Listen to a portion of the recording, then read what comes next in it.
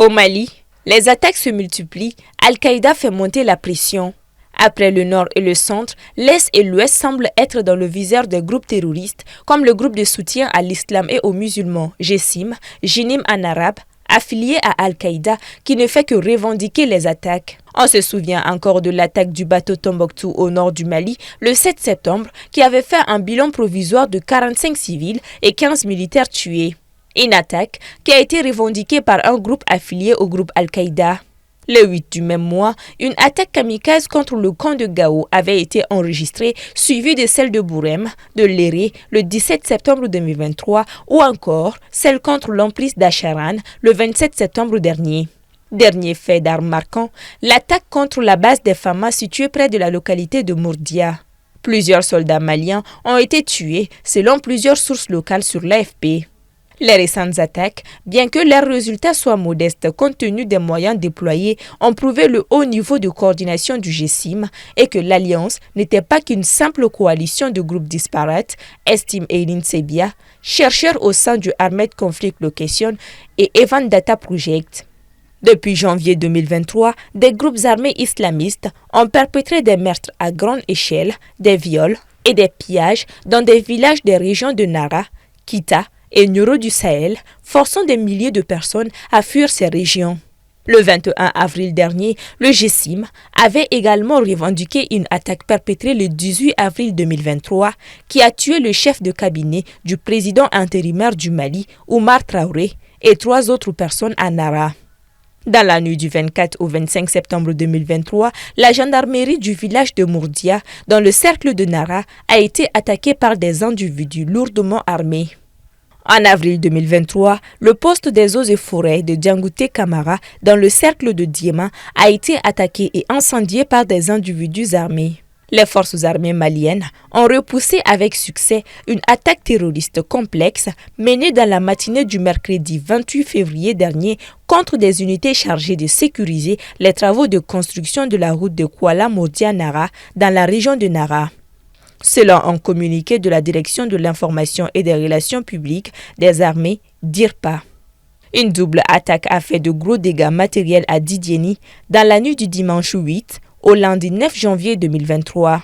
Des dégâts matériels ont été causés dans une autre forfaiture, similaire dans la région de Kita avec l'attaque du poste de gendarmerie de Sebekoro. Un gendarme a été mortellement touché et 3 blessés, dont un grave. Ces attaques ont été revendiquées par un groupe terroriste affilié à Al-Qaïda. Selon un élu local, les groupes armés terroristes sont en mouvement croissant dans des centaines de localités dans la région de Nioro du Sahel. Ils y mènent une campagne d'allégeance dans les villages afin de recruter les jeunes et même de leur demander de signer des accords locaux. Les populations sont terrorisées et interpellent les autorités militaires à intervenir rapidement pour circonscrire la terreur qui est devenue leur lot quotidien dans plusieurs villages de la région.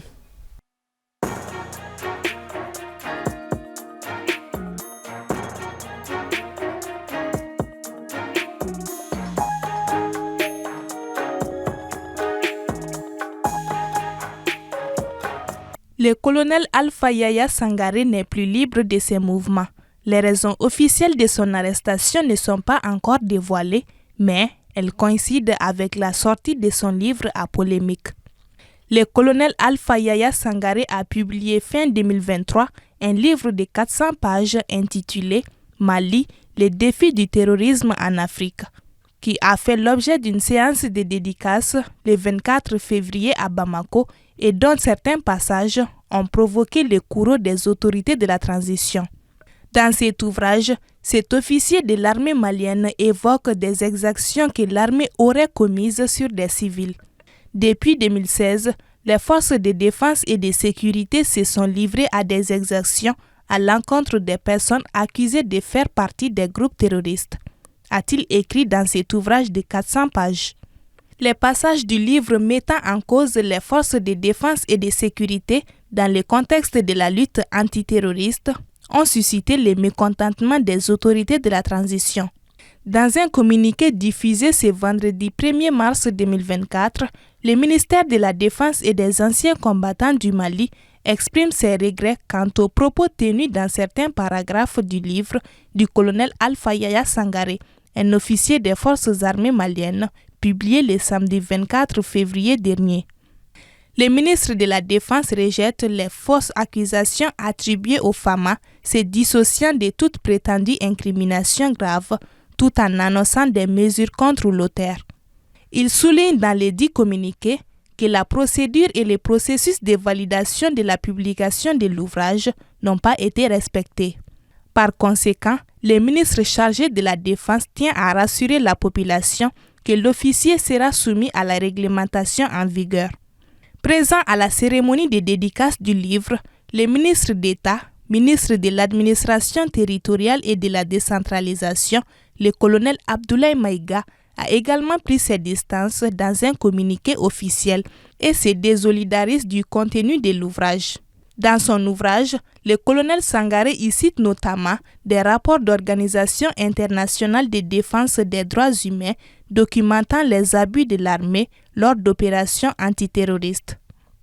Le colonel Alpha Yaya Sangaré est aux arrêts depuis samedi, après le communiqué du ministère de la Défense au sujet du livre.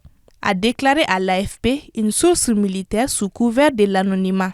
Un membre de l'entourage du militaire a confirmé son arrestation à l'AFP. Rappelons que ce livre de 400 pages retrace la problématique de la menace terroriste sur le continent africain, notamment au Mali. Dans cet ouvrage également, l'officier supérieur raconte son vécu dans la lutte contre le terrorisme après des années en opération dans le nord du Mali.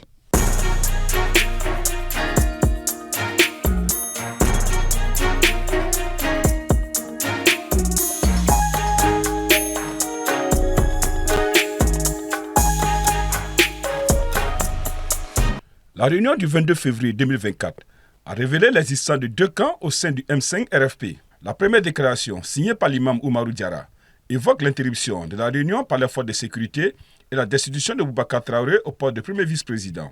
La seconde déclaration, émanant du Front pour la sauvegarde de la démocratie FSD, un membre du M5 RFP, se désolidarise de la première et suspend Maître Moutagatal, Ibrahim Silla et Paul Ismaël Boro de ses rangs. Pour paraphraser Issa Kaoudjim, le M5 RFP est mort de sa belle mort.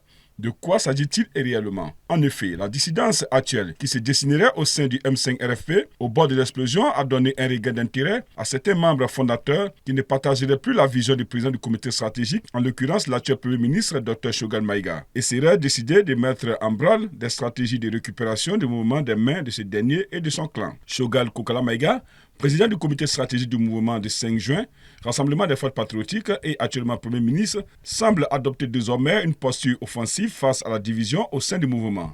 Il y a des militaires qui veulent affaiblir le M5. Ne boudon, be baramina, ne ba bedon. A Kiamambe, Mboutogodo, Bougarignon, Bédé, toute la liste. C'est pas avec M5 affaibli. Plus de M5 Mourouele Kana, qui a fouillé. Tout votre problème, c'est votre président. On ne connaît pas, est-ce qu'il va être président ou non? Donc pour l'affaiblir, il faut dire que vous ne voulez pas de lui. Donc quand il va être faible, il va venir se rendre. Dans un premier cas, les différentes tendances qui se dessinaient sous l'eau glaciale se sont transportées aujourd'hui sur la place publique, car le vice-président par intérim, l'imam Oumarou Diarra, aurait adressé une correspondance au président du comité stratégique en lui demandant de clarifier sa position. Mieux encore, lors de la conférence de presse du comité stratégique à la Maison de la Presse le 3 mars dernier, l'imam est allé plus loin dans les hostilités envers ce dernier, lui donnant 72 heures pour respecter le fait majoritaire, prononcer la nullité des sanctions commoditées et travailler à restaurer. Au fil des temps et des intérêts divergents, la position ne s'accorderait plus dans l'intérêt supérieur de la nation. À la lumière de cette division qui se dessinerait au sein du M5 RFP, les représentants de ces structures et associations auraient difficilement l'occasion de résister au regard des influences extérieures exercées sur eux et de certaines décisions impopulaires du président du comité stratégique qui fragiliseraient du jour au jour la cohésion et l'union autour des valeurs cardinales incarnées.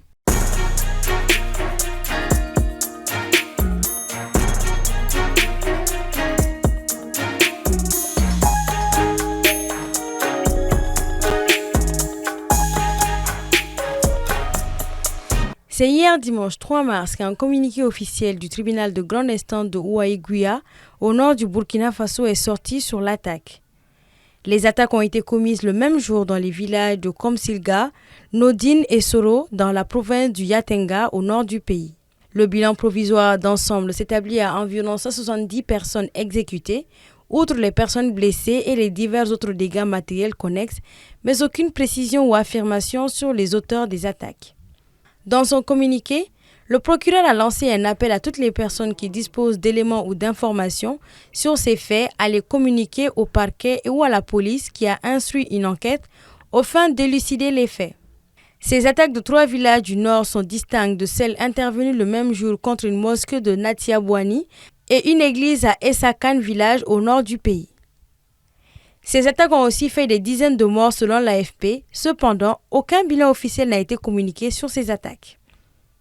En début de semaine, le ministre de la Sécurité, Mahamadou Sana, avait reconnu à la télévision nationale, je cite, « Durant ce week-end écoulé, nous avons enregistré plusieurs attaques coordonnées et simultanées sur le territoire national. Ce changement de posture tactique de l'ennemi est dû au fait que des bases terroristes détruites ainsi que des camps d'entraînement et des actions ont été menées pour assécher les sources de financement de l'ennemi ainsi que le contrôle des couloirs de ravitaillement. » Fin de citation.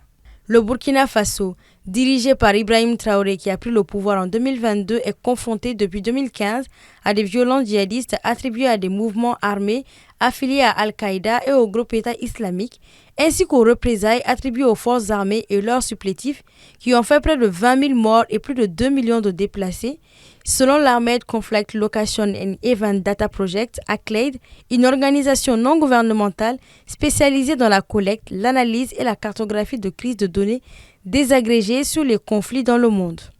Et l'ONG affirme que 439 personnes ont été tuées dans ces violences au cours du seul mois de janvier.